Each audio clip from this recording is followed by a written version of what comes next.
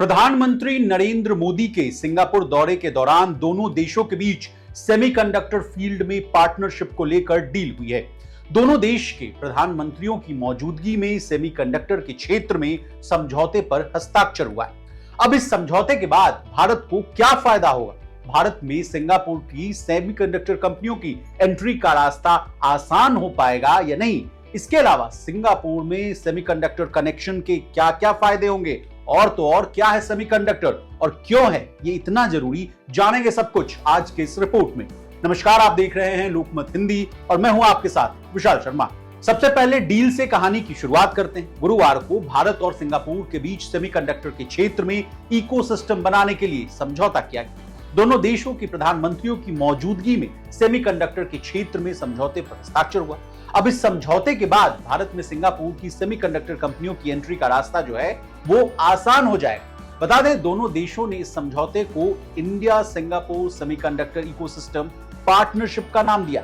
प्रधानमंत्री नरेंद्र मोदी ने सिंगापुर के अपने समकक्ष लॉरेंस के साथ गुरुवार 5 सितंबर को सेमीकंडक्टर एवं इलेक्ट्रॉनिक क्षेत्र में सिंगापुर की Delhi company AES holdings limited का दौरा भी किया था। अब सिंगापुर से सेमीकंडक्टर कनेक्शन के क्या फायदे होंगे, ये आसान भाषा में समझिए। भारत को सेमीकंडक्टर के क्षेत्र में इस समझौते से कई फायदे होंगे। पहला, भारत को सेमीकंडक्टर के क्षेत्र में टैलेंट डेवलप करने में मदद मिलेगी। सिंगापुर के विश्वविद्यालयों में सेमीकंडक्टर के क्षेत्र में कस्टमाइज्ड कोर्स भी डेवलप किया है और इसका फायदा भारत उठा सकता है। इसके अलावा सेमीकंडक्टर इंडस्ट्रियल पार्क के वेस्ट मैनेजमेंट से जुड़ी जानकारियां भी एक दूसरे से बांटी जाएंगी। सिंगापुर में जमीन और कर्मियों की कमी है, जबकि भारत में काफी जमीन और स्किल्ड लेबर। ऐसे में भारत सिंगापुर के सेमीकंडक्टर वैल्यू चेन का हिस्सा बन सकता है।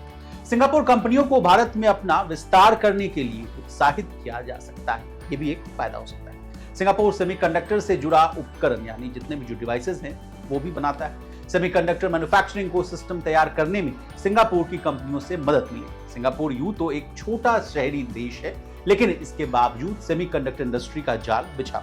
अब क्या है सेमीकंडक्टर और क्यों है ये इतना खास, ये जाने। वैश्विक सेमीकंडक्टर आउटपुट में सिंगापुर का जो कंट्रीब्यूशन है वो 10% है। सेमीकंडक्टर डिवाइसेस के वैश्विक उत्पादन में 20% कंट्रीब्यूट जो है वो सिंगापुर की तरफ से आता है। सिंगापुर के आर्थिक विकास में 8% योगदान जो है सेमीकंडक्टर क्षेत्र का है। दुनिया की 15 बड़ी सेमीकंडक्टर फर्म में 9 फर्म में अपनी दुकान खोली है, तो वो भी सिंगापुर। प्रधानमंत्री मोदी की मौजूदगी में सेमीकंडक्टर क्षेत्र में समझौते के अलावा प्रधानमंत्री मोदी ने सिंगापुर के PM वोंग के साथ AEM सेमीकंडक्टर फैसिलिटी का दौरा भी किया था, जैसा कि मैंने आपको कहानी की शुरुआत में बताया था, और दोनों देशों के बीच सेमीकंडक्टर मैन्युफैक्चरिंग में संभावनाओं को एक्सप्लोर किया है।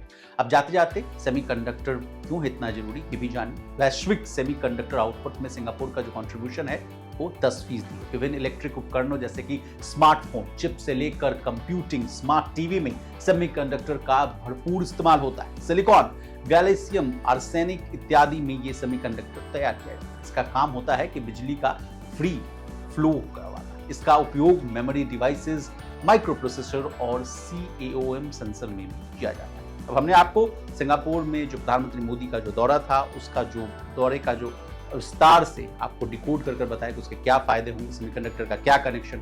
आपको हमारी ये रिपोर्ट कैसी लगी कमेंट करके जरूर बताइएगा। इसी तरह देश और दुनिया और बिजनेस जगत से जुड़ी तमाम ताजा तरीन खबरों के लिए बनी रही हमारे साथ और देखते रहिए लोकमत हिंदी।